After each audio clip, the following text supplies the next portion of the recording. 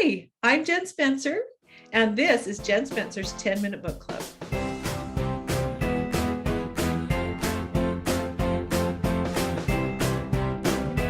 Hi, everybody. I have a great treat for you today. We're going to be talking to Jennie Goutet, who lives in Paris. So some of the Zoom film is just a little bit choppy, but you are going to love hearing from her. She's bubbly, vivacious, and she has some really great books we're going to talk about. Jennie is going to be giving away two of her books, A Fall from Grace and Philippa Holds Court. And I'm going to be giving away one of my books, Dandelion Meadows, which is my sweet romantic comedy contemporary that you are going to love. I am so excited for you to meet Jennie Goutet. Jennie, hello. Thank you so much for being here. Thank you for having me. It's so great. What a pleasure to meet you. And I'm so excited to hear all about you. You live in Paris. France, yes, just outside of Paris in the suburbs. Oh my goodness. Okay, so tell us all about that and how you happen to be in Paris, because you do not have a French accent. No, I'm American, although I am French now too. Oh, cool. But yes, my husband is French. So I knew, and I already spoke French before we got married, and I knew that one of the factors of us getting married would be that he would want to return. And that was not a problem for me. So we had my daughter in New York City and we had my two sons here. And so, this is our permanent home. Wow. So how did you meet? We met at church in New York City.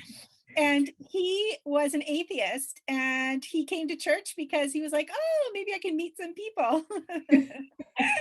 Okay. And so, yeah, and because he didn't know anybody. And then he started to, study the Bible and everything. He's not an atheist anymore by any means. And so we met and I thought he was snobbish. And I didn't like him, and so it's just funny that we ended up together 3 years later. Oh, wow. What does he do in France? I guess, I mean, you write, you probably write in France. What does he do? Yeah, he's a software engineer, but like high level.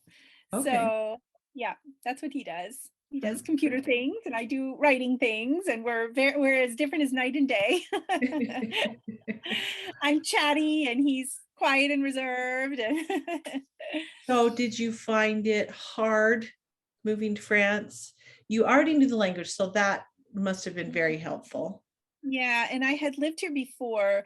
What I found hard was coming as a mother because you rely so much on community, and we had built a good community in our church in New York. And coming here, I mean, we had a sister church, so it's like the connections were already there. But I didn't live near anybody. I didn't drive. Not in France. I had my license in New York, and I got pregnant pretty quickly. I had a toddler. It was freezing. We were in the middle of winter, and I had no friends. And in France, things closed from like Saturday afternoon through Tuesday morning. So there was like really? nothing to do. Yeah. So it was not easy. That part was not easy. But I'm sure you're well entrenched now. And yeah. So do you go into Paris a lot? Do you consider I go into Paris tourist? for my dentist appointment. I go into Paris for the mammograms. I go into Paris for what else? I mean, not very exciting things. Sometimes we'll go to see people or for dinner, but it's not as often as just me going to get something done. Okay, so do you have American friends who just suddenly you're their best friend and they want to come stay with you and go to Paris? Yes. Oh, people don't overdo it. People don't overdo it. And we're also probably pretty good at it. Our house is small. I mean, really small. When we first bought it, I think there were 5 of us, and I think we had about 600 square feet. Oh, wow. Call our own. And so we did work to extend it, but it's still small. So, there's not a whole lot we can offer people. And that helps. people to stay. Although Mhm. I have stayed in a hotel in Paris and it's about this big. It So, is. you know. Yes. Everything is really small. The refrigerator is small. I mean, you get used to the cars are small. Everything is small, you know. But what's your favorite thing about Paris? Huh, yes. The beauty probably everywhere you look, it's rich with history, you know.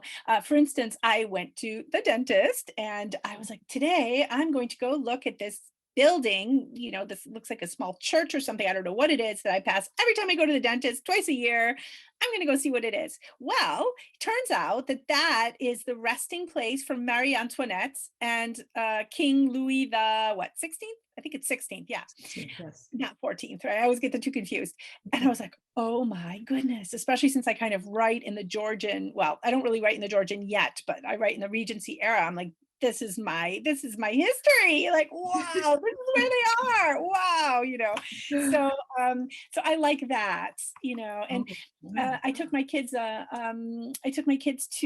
the Hôtel des Invalides, so Hotel of the Invalids, and that is the final resting place for Napoleon. And that also is a big, you know, because the book that's coming out in February is about the Battle of Waterloo. So I think I love the history. It's like everywhere you go, you have this history. Even Sure. my husband's family has rich history. One of them was in a concentration camp. You know, his Wow. aunts were throwing, you know, banana peels on the soldiers of the Germans as they walked by in Vichy, and the mom was like, "Stop!" You know, there's all sorts of, you know, family history because the war was here, whereas in America we sent them off to war, but for them they lived it. You know, so that's really cool. You know, for people who like history, that's really cool stuff.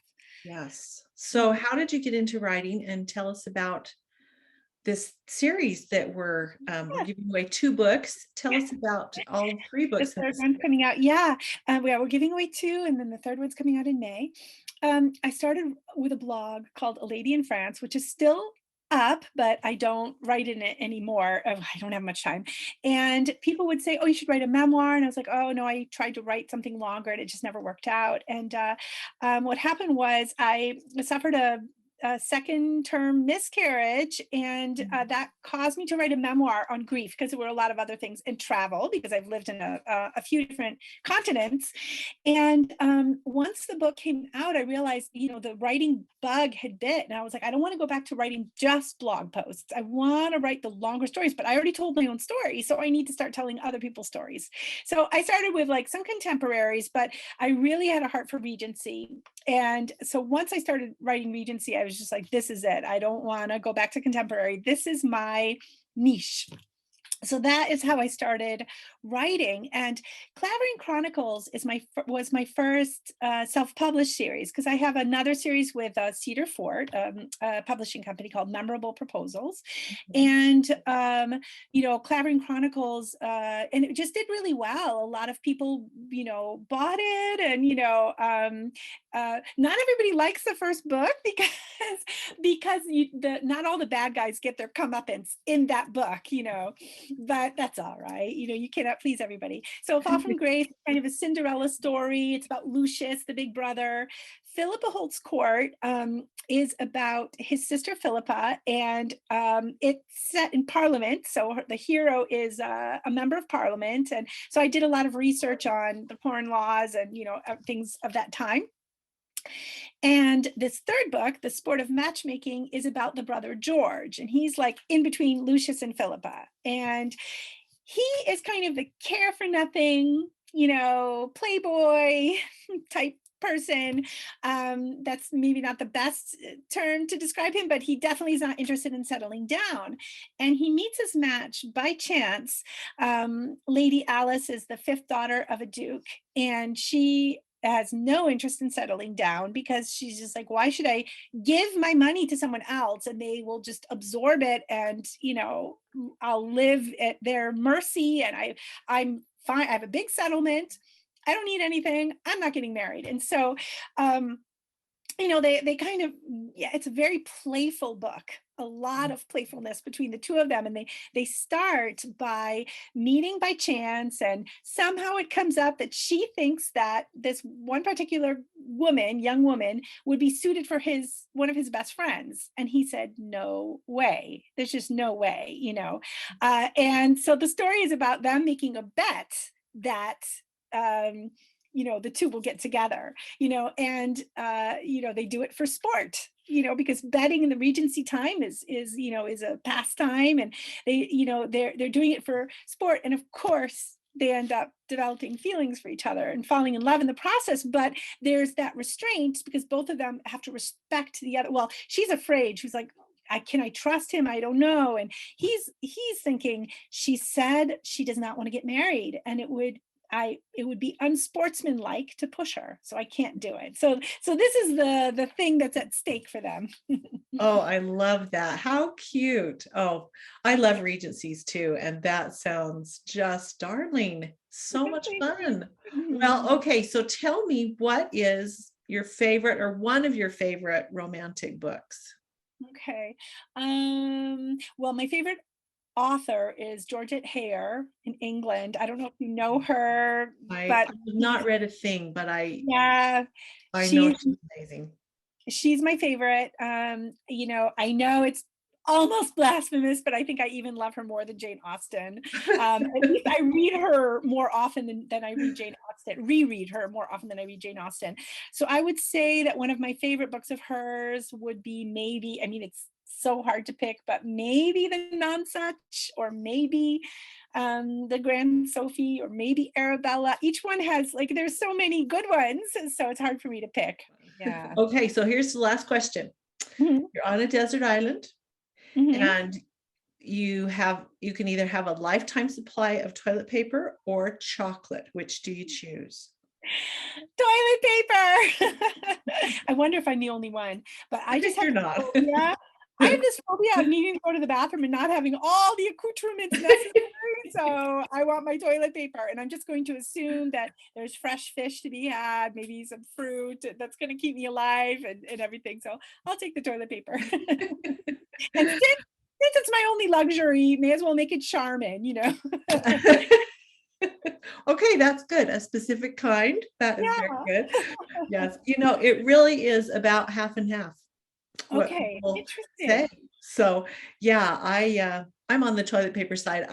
This is one of the reasons I'm not super fond of traveling, because I really like to have my own bathroom. Mm-hmm. I have my own bathroom with a flushable toilet. Yeah, I just do so much better. Yeah, me too. And I've had many times where I've not had that. So I'm sure that's true. Well, thank you so much, Jennie, for being here. It's been a pleasure. And readers, remember, if you ask a question or make a comment in the comment section below, you will automatically be entered to win one of two of Jennie's books. Say it again. A Fall from Grace and Philippa Holds Court. Those are the first two in the series, but they can be read without having read the others. So if one of you wins the second book, that's okay, Okay. And I will be there to answer if you have any questions. I'll be there the next day. Since okay. Yes, because she's 8 hours ahead of me. So yes, it will be in the middle of the night, so she's not that committed. So exactly. I love you guys, but a girl needs her sleep. A girl needs her toilet paper and her sleep.